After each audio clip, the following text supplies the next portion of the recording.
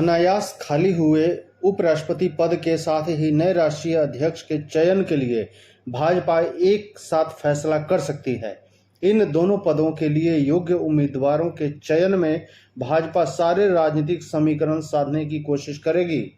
माना जा रहा है कि प्रधानमंत्री मोदी आज शनिवार को विदेश दौरे से लौटने के बाद जल्द ही इन मुद्दों को लेकर बैठक करेंगे। भाजपा के नए राष्ट्रीय अध्यक्ष के चुनाव की प्रक्रिया लंबे समय से अटकी हुई थी और पार्टी आलाकमान जल्द ही इसे पूरा किए जाने के संकेत दे रहे हैं, लेकिन कई कारणों से शीर्ष स्तर पर इसे लेकर एक भी बैठक नहीं हुई है।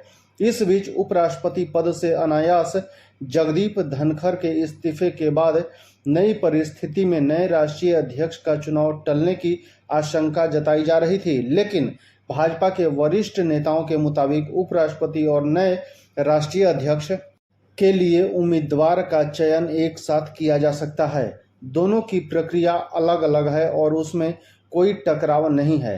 सिर्फ दोनों के लिए उपयुक्त नेता के चयन पर शीर्ष नेतृत्व को फैसला लेना है।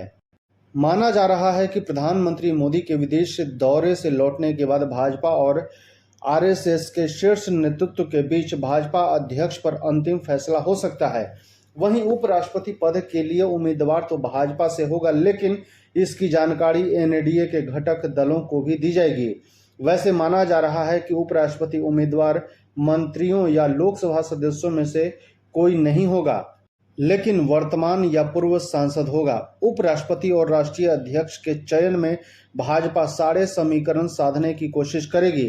क्षमता तो दोनों पदों के लिए जरूरी शर्त है, लेकिन जातिगत, क्षेत्रीय और नैरेटिव के समीकरण को भी साधा जाएगा। इन दोनों पदों पर उम्मीदवार का चयन इसी लिहाज से होगा। संभावना जताई जा रही है कि भाजपा राष्ट्रीय अध्यक्ष के लिए जहां ओबीसी पहली पसंद होंगे, वहीं उपराष्ट्रपति पद के लिए अगड़ी जाति या अल्पसंख्यक वर्ग पर ध्यान हो सकता है। उपराष्ट्रपति पद के चुनाव के लिए अगले हफ्ते सूचना आ सकती है। सूत्रों के मुताबिक उपराष्ट्रपति पद के दौर में कई नाम सामने आ रहे हैं। इनमें से एक नाम मध्य प्रदेश की बाबा महाकाल की नगरी से ताल्लुक रखने वाले भाजपा नेता और वर्तमान में कर्नाटक के गवर्नर थावरचंद गहलोत का भी है।